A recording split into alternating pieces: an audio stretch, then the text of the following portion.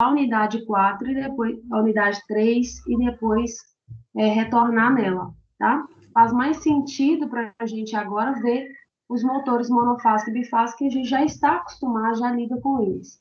A unidade 3 é sobre motor de passo, motor de relutância variável, e a gente posteriormente vai ver sobre isso, ok? Hoje é sobre motores monofásicos. Então, nós temos duas categorias de motores monofásicos, né? São os motores de indução e os motores, o motor universal. Então, essa seção aborda sobre o motor de indução. Então, o motor de indução monofásico são construídos para suprir a necessidade de movimento de rotação em situações onde é disponibilizada apenas uma única fase de corrente alternada. Vocês estão vendo o slide, né? Sim, estou vendo. Isso. Então, você tem disponível somente uma fase de corrente alternada, utilizadas na maioria das vezes para aplicações simples, porém indispensáveis nos dias de hoje, como escritórios, residências, comércios, locais. Hoje não é necessária tanta potência, então são motores de baixa potência.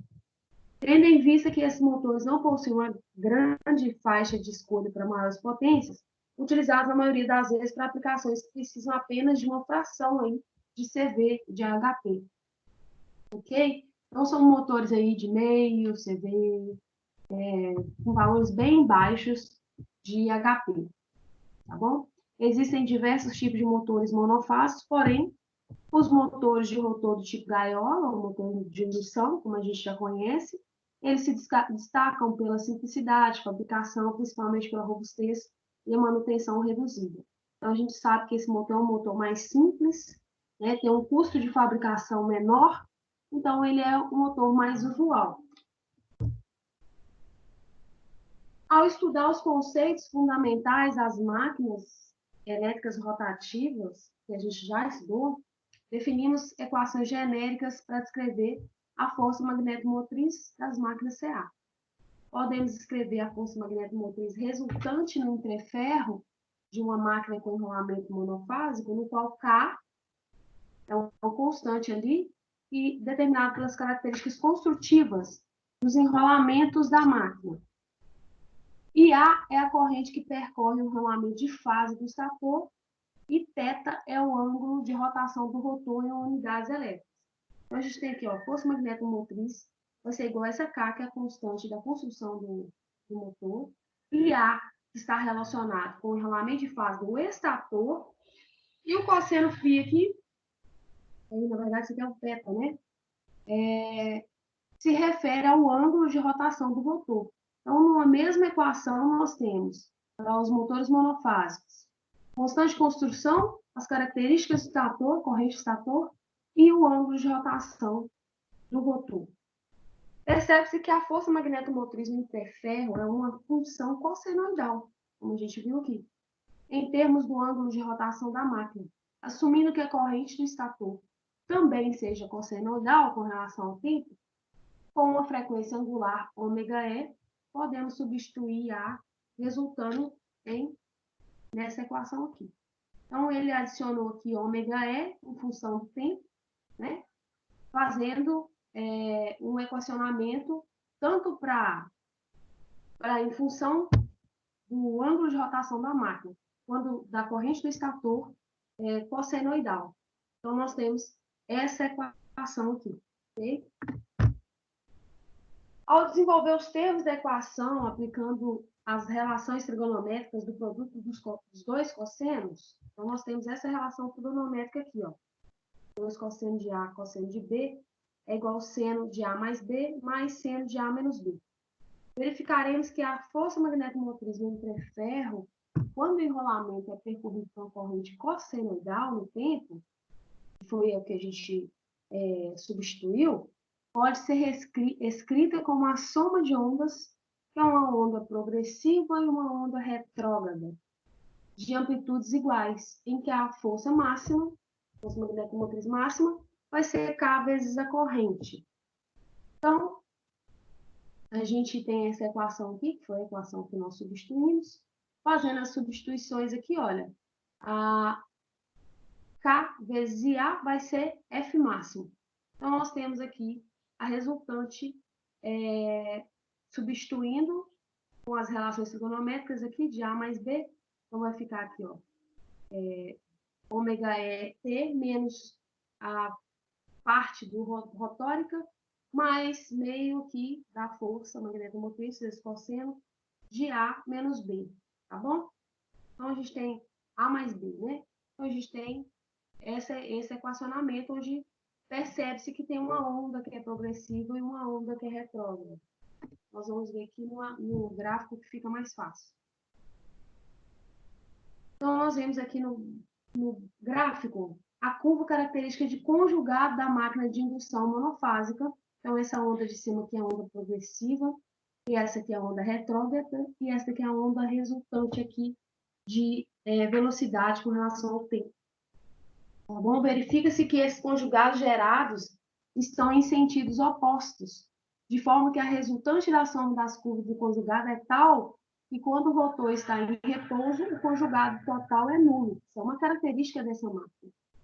Como resultado da soma das forças magnetomotrizes de valores iguais, mas em sentidos opostos nessa situação. A consequência desse fato é que não existe torque de partida. Então, essa máquina não tem torque de partida. Nós vamos ver ali o esquema de ligação. Né? Se você ligar somente o estator, ele não vai ter torque de partida.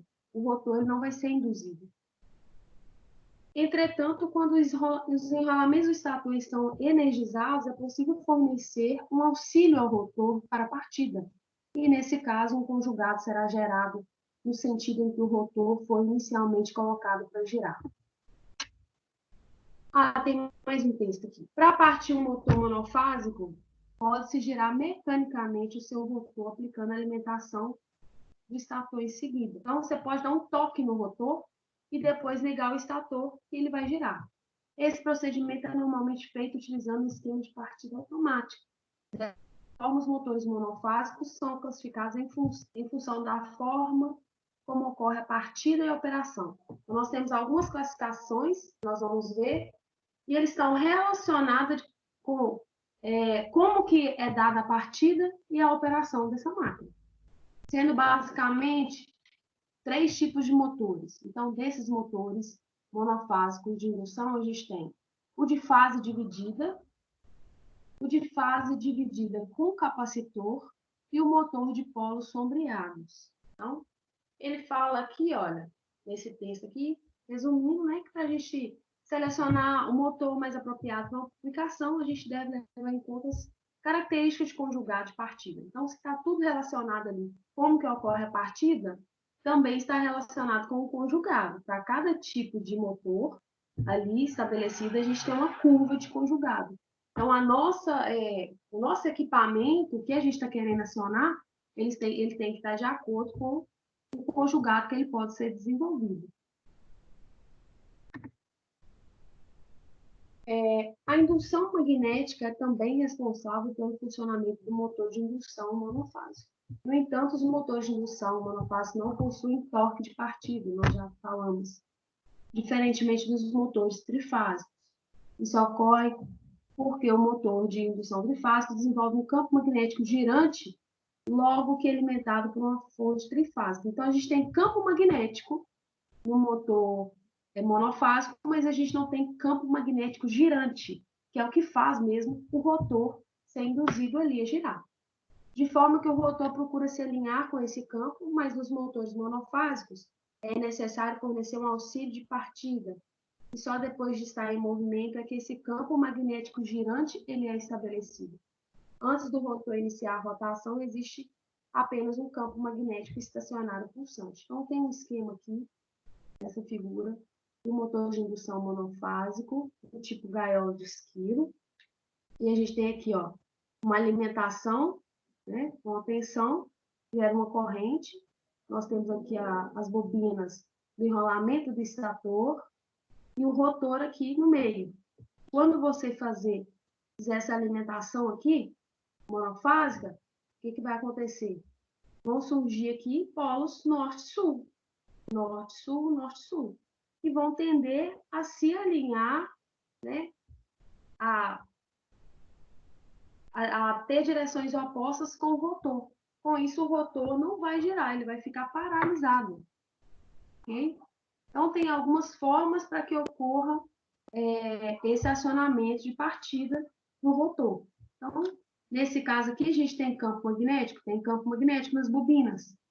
Está gerando campo norte-sul? Está gerando, porém, não tem campo magnético girante. Então, esse primeiro motor aqui é o motor monofásico de fase dividida.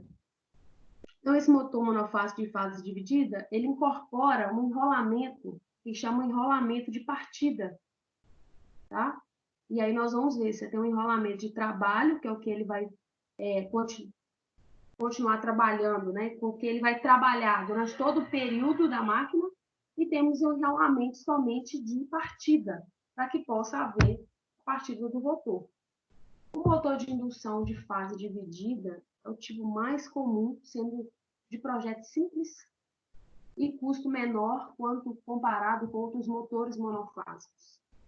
A ligação dos enrolamentos está mostrada na figura B, essa aqui, ó, diagrama do circuito. De forma que o enrolamento de partida ele é conectado em série com uma chave centrífuga, essa chave aqui, esse interruptor, chamado de chave centrífuga, para desligar o enrolamento após a partida da máquina. Quando ele atinge ali 75%, 80%, a chave centrífuga ali, ela é aberta. Por isso, ele perde aquele enrolamento de partida. Então, o enrolamento de trabalho, ele tem uma seção ali, mais grossa, né? E o enrolamento de partida tem uma seção ali mais fina, um condutor mais fino. O enrolamento auxiliar, que é esse enrolamento de partida, tem uma relação de resistência e reatância mais elevada do que o enrolamento principal. Então, o enrolamento principal faz parte do estator da máquina, levando à defasagem das correntes que percorrem os dois enrolamentos na partida, conforme mostra aqui o diagrama fasorial. A gente tem a corrente aqui principal, gerada pelo campo principal do enrolamento de trabalho, e a corrente aqui gerada pelo enrolamento de partida, a corrente auxiliar. Nós temos aqui uma corrente resultante. Então, temos a curva de conjugada aqui estabelecida com relação a esse motor de fase dividida. Então, nós temos aqui, ó, enrolamento principal apenas. Então, o conjugado ele é zero na partida. Ó. Conjugado zero na partida. Quando a gente insere esse enrolamento auxiliar, nós produzimos um conjugado significativo ali. Nós vamos ver como que ele faz isso. Ele faz com que pareça que tenha com que ele seja um motor bifásico. Ele, na verdade, é um motor monofásico, mas com essas características, ele se apresenta como um motor bifásico. E com isso, ele consegue gerar esse conjugado de partida. Vamos ver mais sobre isso. Então, após o motor partir, o enrolamento auxiliar pode ser desconectado utilizando-se a chave centrífuga, que é o interruptor.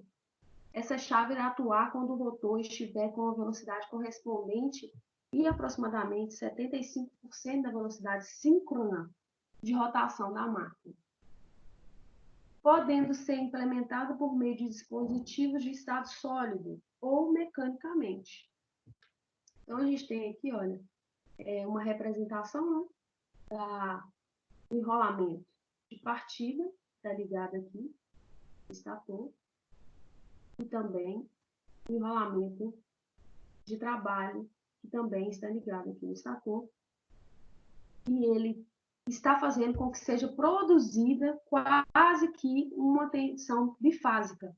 Ora, ele só vai fazer parte ali naquele iniciozinho, ele vai gerar um campo magnético bem baixinho, né? O campo principal, ele vai gerar um campo magnético maior, né? Vai produzir polos norte-sul, e esse fiozinho aqui, esse enrolamento, que é um enrolamento menor, o enrolamento principal vai ser um enrolamento mais robusto, maior. O enrolamento de partida vai ser um enrolamento menor. Ele vai produzir ali quase que imperceptível um campo. Esse campo já vai fazer com que o rotor tenda a girar, porque ele está norteando, vai nortear ali, gerar campos norte-sul naquele enrolamento. Então, um exemplo de operação de uma chave centrífuga mecânica, ele é mostrado na figura, consistindo em um mecanismo que, quando o motor se aproxima da velocidade síncrona, ele faz atuar uma força centrífuga que supera a força da mola, abrindo os contatos das chaves conectados em série. Né? Esse enrolamento está conectado em série com o enrolamento de trabalho. Posteriormente, o motor continua em operação apenas com o uso do enrolamento de trabalho. O enrolamento de partida ele sai, ele é só ali para o start, é um enrolamento bem fino, né? Só para produzir um campo ali mínimo, né? E aí a gente continua com o enrolamento de trabalho após esse período e a máquina continua trabalhando. Então, quando a gente vai acionar aqui em casa, seja um... O que mulher usa, hein, gente? Batedeira, eu não sou homem de cozinha, não, gente. Ventilador. Tem outro negócio também. Tem máquina de lavar. Máquina de lavar. Como que chama aquele que a gente bate as coisas nele? Eu não uso aqui em casa, não, mas como que chama? Liquidificador? Liquidificador. Quando você vai... Já pensou se a gente fosse ter que acionar o liquidificador para depois colocar as coisas dentro? Né? O liquidificador, você coloca um monte de massa, cenoura, não sei, nunca fiz um bolo, mas eu acho que deve misturar tudo junto. Você coloca tudo ali. Quando você faz a ligação, quando você coloca a velocidade ali na sua máquina, você não vai ficar esperando ela ter uma partida, principalmente porque você tem uma inércia ali, da sua própria massa. Então, isso é um motor monofásico e ele precisa corresponder. Ele tem uma característica um pouco diferente, mas a característica base do motor de liquidificador é essa, do motor monofásico simples que a gente utiliza em casa. Uma furadeira, né, quando você vai utilizar em casa também, é um motor monofásico. O que acontece? Quando você aciona, você não vai ficar esperando ali ela entrar em regime de velocidade para você poder furar a parede, né? Você já fica lá com ela pronta para poder te dar o máximo que ela pode gerar. Então, aí que entra esse enrolamento de partida em todos os motores monofásicos. Onde se aplica motor de indução, essa é a característica dela de construção e de conjugado. Então, a gente tem aí, para melhorar esse motor, nós temos esse motor monofásico de fase dividida, que na verdade é um motor monofásico, mas que imita um motor bifásico, com o uso de capacitor na partida. Alguém já deve ter observado isso se abriu motores monofásicos aí em casa. O processo para a partida dos motores de fase dividida, assim como a sua operação, pode ser melhorado por meio do uso de capacitores. Então, aqui você tem um capacitor aqui, olha. Você tem um enrolamento principal, que é um enrolamento mais robusto, né, que a gente disse, onde você tem a corrente principal, e você tem esse enrolamento auxiliar. Então, insere com aqui a chave centrífuga, que é esse interruptor, a gente insere um capacitor. Então, esse capacitor, ele vai entrar e ele vai sair. Nesse caso aqui, tá bom? Então, nós vamos produzir uma curva de conjugado característica desse tipo de construção. Então, existem 3 formas de utilizar capacitores a partida no motor. A primeira é associar o capacitor em série com o enrolamento de partida, que é o que ele está aqui, ele está em série, da forma como mostrado na figura. Utilizando esse esquema, o deslocamento de fase já muda, olha. Olha aqui para onde foi a corrente auxiliar fazendo 90 graus aqui com a corrente resultante. Utilizando esse esquema, o deslocamento de fase no tempo entre as correntes de enrolamento é obtido por meio desse capacitor. Pode-se fazer com que a corrente do enrolamento auxiliar seja adiantada de 90 graus elétricos com relação à corrente do enrolamento principal, no momento em que o rotor está parado, como mostra na figura aí B, o que se assemelha ao que ocorre com o motor bifásico equilibrado. Então, ele produz ali quase que uma tensão bifásica equilibrada, tá bom? Por quê? Por causa da inclusão desse capacitor. Então, você tem ali um avanço na corrente. Ok? O conjugado é mostrado na figura C. Então, você tem aqui, olha, com apenas o enrolamento principal, nós temos aqui conjugado inicial 0.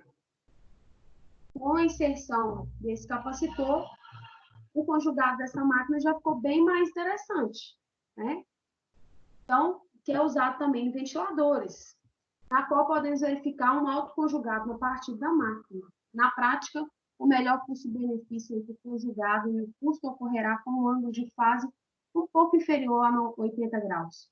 Esses motores são aplicados em compressores, bombas, equipamentos de refrigeração e ar-condicionado e outras cargas de partida difícil. Então, onde você tem ali uma maior inércia, é utilizado esse tipo de capacitor na partida.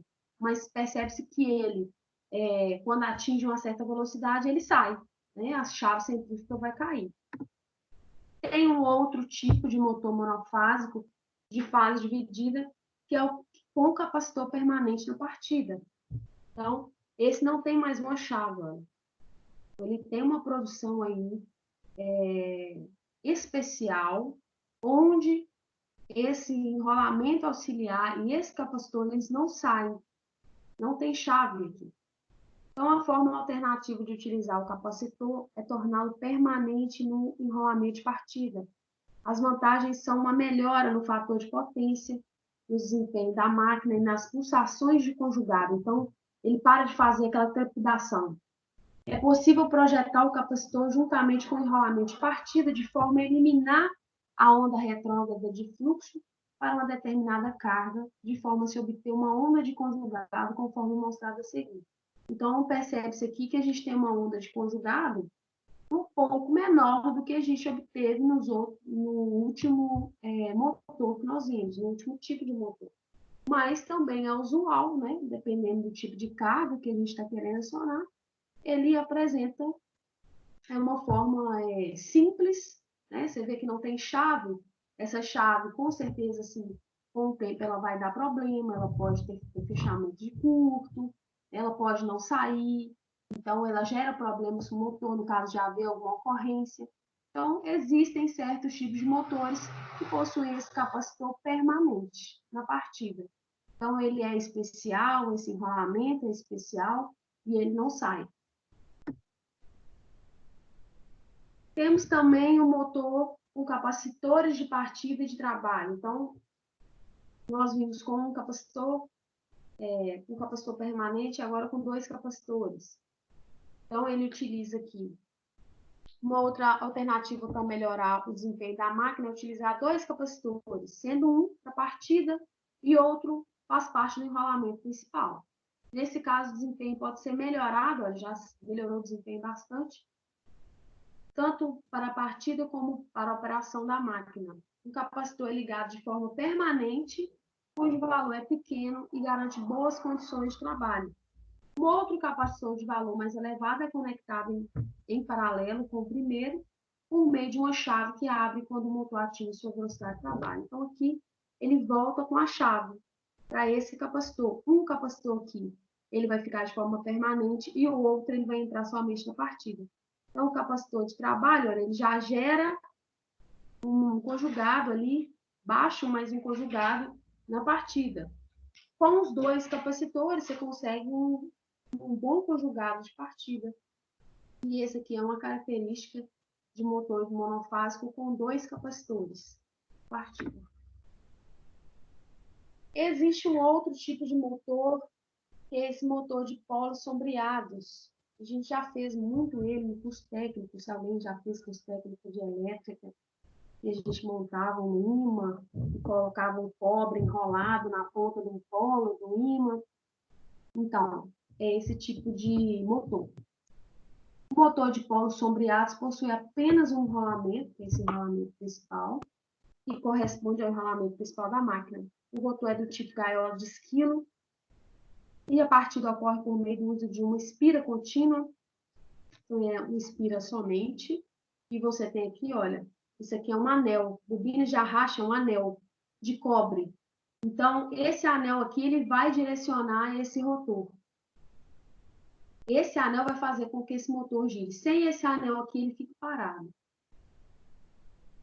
Deixa eu ver onde eu parei. O rotor é do tipo galo de esquila, partido ocorre por meio do uso de uma espira contínua de cobre, então, uma espira contínua de cobre, em torno de uma parte de cada polo, como mostrado no figura A, pela qual percorre uma corrente que atrasa a fase do fluxo magnético nessa parte do polo, ajudando a criar um campo rotativo. Ele ajuda a criar esse campo rotativo. Se você tira aquele anel, esse motor ele para. Se você inverter aqui esse anel, essas espiras aqui de cobre, para esse polo, o motor ele inverte a rotação. Dessa forma, é possível fornecer um torque para a rotação do motor, embora esse torque seja mais baixo quando comparado com outros motores monofásicos. E a gente percebe aqui pela curva de conjugado dele. Ele está bem próximo ali, olha, é um conjugado bem baixo, mas tem aplicações em que não é necessário, né, toda uma força inicial aplicada aí para alguns tipos de carga. Então, para esses tipos de carga, são utilizados esses motores menores, onde tem esse tipo de polos sombreados, tá? E são diferentes. O livro trouxe uma situação, um problema para a gente. Vamos ver aqui. Um motor de indução monofásico de fase dividida com capacitor. Então, aqui, ó, motor de fase dividida com capacitor. Opera em 60 Hz e possui as seguintes impedâncias para o enrolamento de partida de trabalho. Então, a gente tem um enrolamento de trabalho aí com uma impedância maior, 9 mais J3 ohms, e uma impedância de partida de 4 mais J3 ohms. Se um capacitor permanente de 150 microfarad for utilizado no enrolamento de partida, então, vocês lembram lá daquele esquemão, né? Você tem nesse motor com capacitor, o enrolamento de partida com o capacitor e o enrolamento de trabalho. Se um capacitor permanente, então nesse caso é um capacitor permanente, ele não tem uma chave, for utilizado no enrolamento de partida, qual a defasagem da corrente em relação à tensão durante a partida da máquina? Ele quer saber. Então, a gente pode calcular a reatância capacitiva, que é igual a 1 sobre 2πfc. A gente vai colocar aqui 1 sobre 2πfc, 2π de 60 Hz, 150 microfarad, que deu de menos 17,68 ohms, a reatância capacitiva. Assim, podemos calcular a impedância resultante durante a partida, com a chave fechada, né? É óbvio que ele é permanente. Então, a impedância resultante vai ser a impedância principal em paralelo com a partida mais esse capacitor. Então, nós temos aqui os dados que ele deu aqui na questão, onde você tem impedância de trabalho e de partida. Nós vamos inserir aqui no cálculo da impedância total. Isso aí a gente aprendeu muito tempo atrás. Então, 9 mais J3, que é a impedância principal, paralelo com 4 mais J14, já colocando aqui o capacitor. Então, a gente vai chegar em uma impedância total 8 menos J2,05. Por fim, definindo a tensão literalmente como V infinito, a corrente da partida será. Então, nós vamos isolar aqui a tensão. Você tem o valor da tensão que você não conhece, pode ser qualquer valor, né? E ele desce.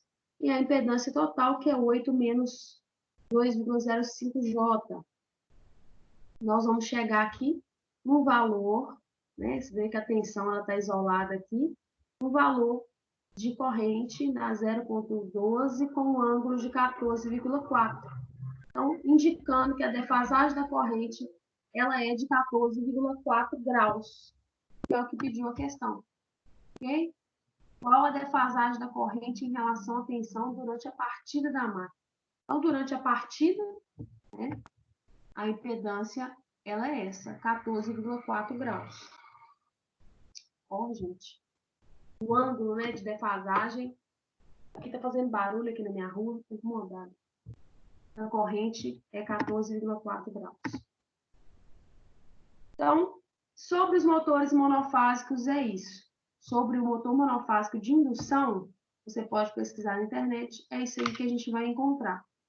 São esses motores de fase dividida, com o capacitor, com o interruptor ali, que eles chamam de chave centrífuga, então com um capacitor, com dois capacitores, ou com capacitor permanente e um enrolamento auxiliar também permanente. Então, exercício 1. Os motores de indução monofásico têm um aspecto construtivo do rotor muito semelhante aos motores polifásicos. Os motores de indução monofásico possuem um rotor do tipo gaiola de esquilo, mas, no entanto, a disposição dos enrolamentos do estator é feita de forma diferente das máquinas CA trifásicas. Motores de indução monofásicos são normalmente compostos por dois enrolamentos conectados de forma a utilizar uma fonte monofásica. Assinale a alternativa que contém o nome dos enrolamentos da máquina de indução monofásica de fase dividida. Quais são?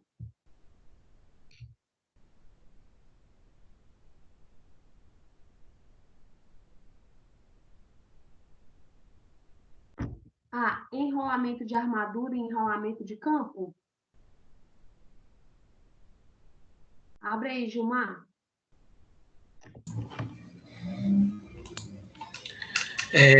Vai ter um enrolamento de trabalho e um enrolamento auxiliar. Aliás, Isso, o enrolamento auxiliar de partida é a mesma coisa. Então, a resposta é a letra...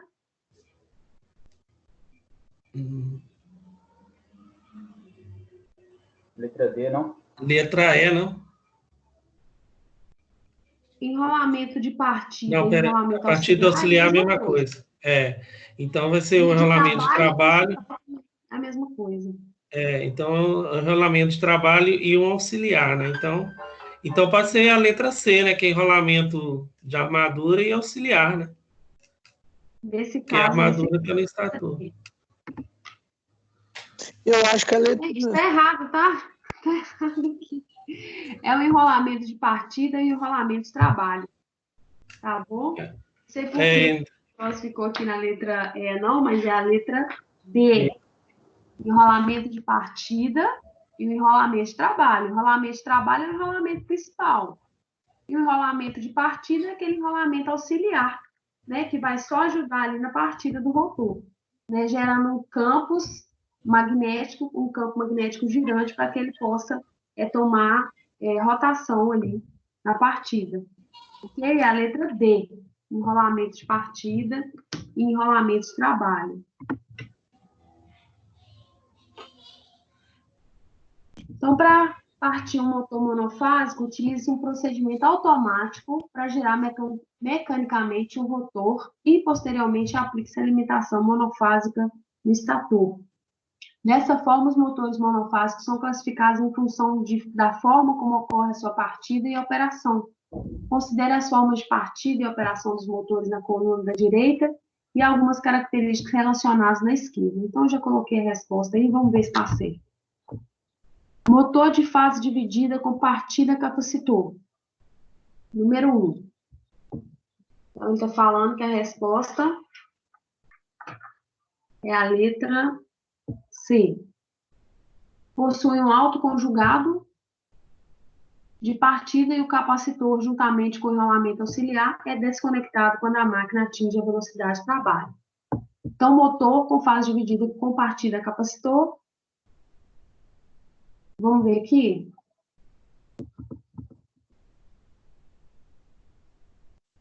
É o permanente, né? É esse daqui. Então, o que ele falou lá? Conjugado de partida? Conjugado de partida alta. Conjugado de partida alta. E ele é, né? Conjugado de partida alta. Olha. Podemos verificar um autoconjugado na partida da máquina.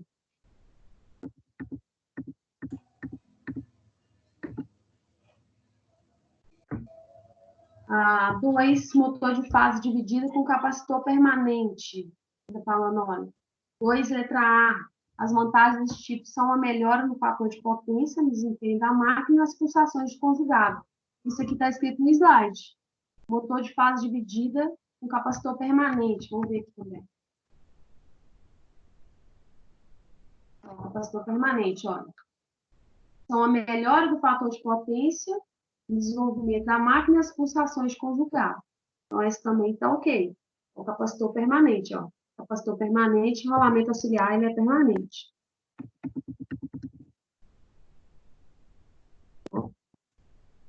E 3, motor de fase dividida com capacitor de partida e de trabalho.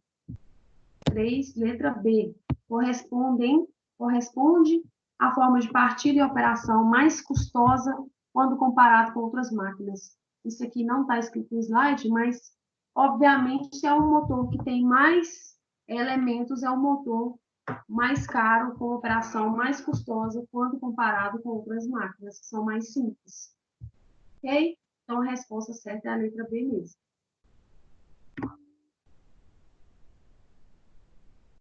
Aí eu coloquei a resposta aqui, mas poderia ter deixado para vocês fazerem, né?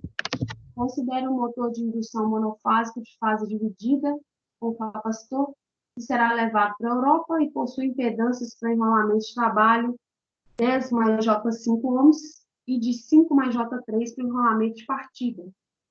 Então, ele te deu a impedância no enrolamento de trabalho e a impedância no enrolamento de partida.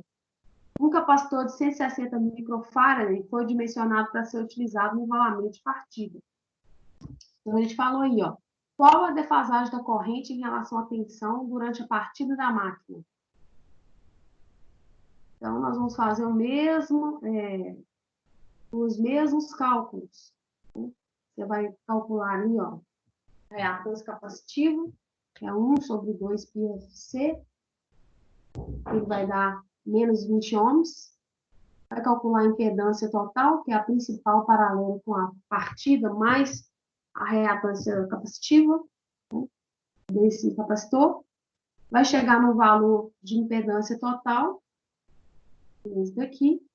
Por fim, a corrente da partida pode ser determinada considerando a referência angular da tensão. Então, a tensão aqui nós não temos valor, mas a gente utiliza o valor dessa referência.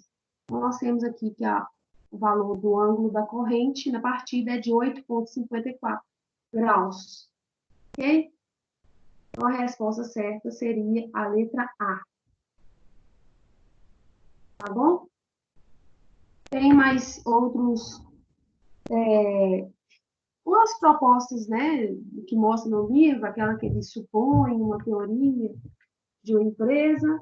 Se vocês quiserem, vocês podem fazer aí. Mas o que a gente tinha para falar sobre motores monofásicos hoje era isso. Ok? Alguma pergunta?